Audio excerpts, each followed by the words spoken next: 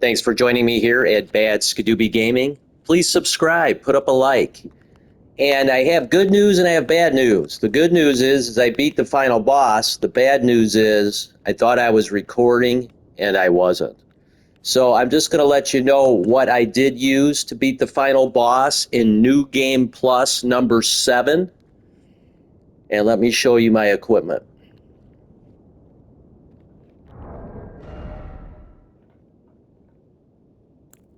So I did use the Dragon Communion Seal plus 10.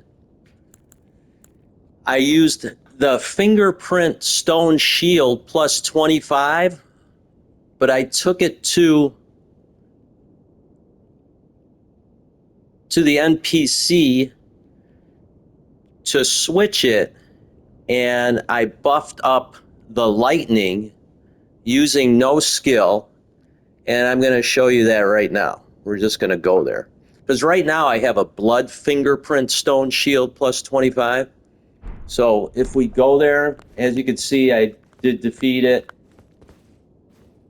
This will trigger the ending.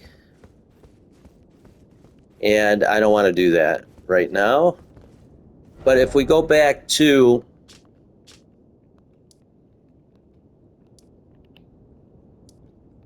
the Table of Lost Grace,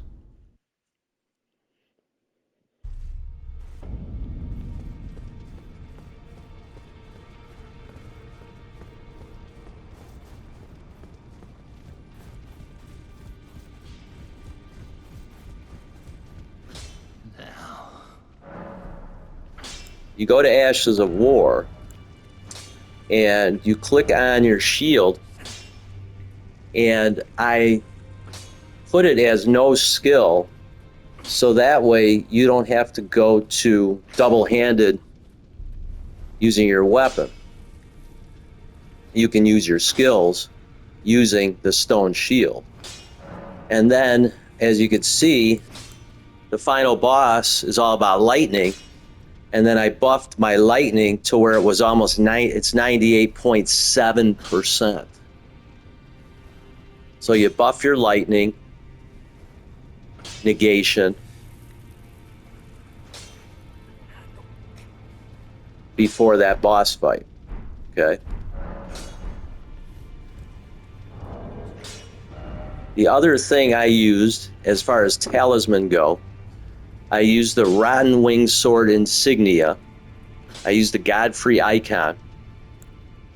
I used the Shard of Alexander, because those all boost the attack power of skills, with the exception of the Wing Sword Insignia, which is all about, the success of attacks. Now, the weapon I used was, I did not use the Thorn magic. I simply used the Blasphemous Blade. And every time you strike an enemy with the Blasphemous Blade, it gives you health. That's what the Taker's... I don't necessarily think it's the Taker's Flames. I think that's the skill it does. It shoots flames out of the sword, which is ultimately what I used to get through the first boss, and then ultimately I used that for the second boss. The advantage of using the Blasphemous Blade is it doesn't use a lot of magic, but does a lot of damage. And then to buff the Blasphemous Blade, I went into my Flask of Wondrous Physique, and we'll go over here so you can see.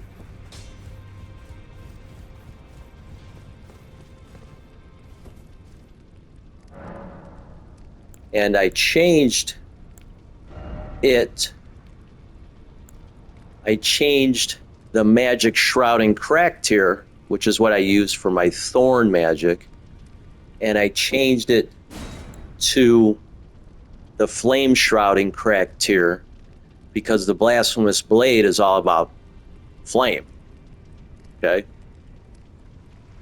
So when I went into the boss in the first half, where it's Radagon,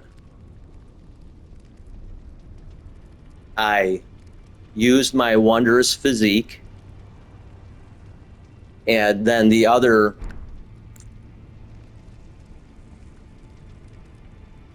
wondrous physique mix that I use is the one that buffs up your spirit tier, temporarily increases attack power of spirits. Okay. And then the last thing I changed for my talisman was, I always use this talisman when I'm fighting bosses because you get more runes.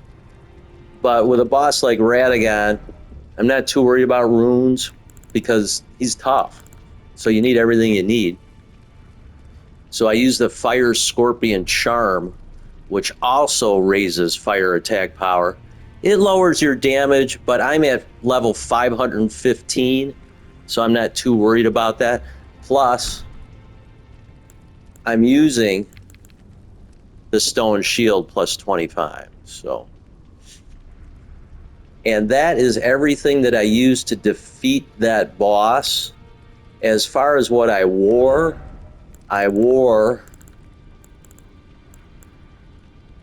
the white mask, because that also buffs, slightly raises attack power when there's blood loss. Okay. And then I wore the heaviest armor, the bull goat armor. Okay. And then I kept on Alberic's bracers, which buffs thorn sorcery. Okay. And then Ansbach's boots, which enhances blood oath and dynastic skills. And that's what I wore to defeat both bosses. So I hope that helps you guys. That's what this channel is about. It's about helping you, giving you some different insights on how to play different games, and maybe giving you some tips and tricks. And so hopefully you're able to get through Radagon and then the Eldin Beast, which I think is actually Dino the dinosaur. But anyway, thanks again for joining me here. Subscribe, put up a like. Rock and roll, baby. See you next time.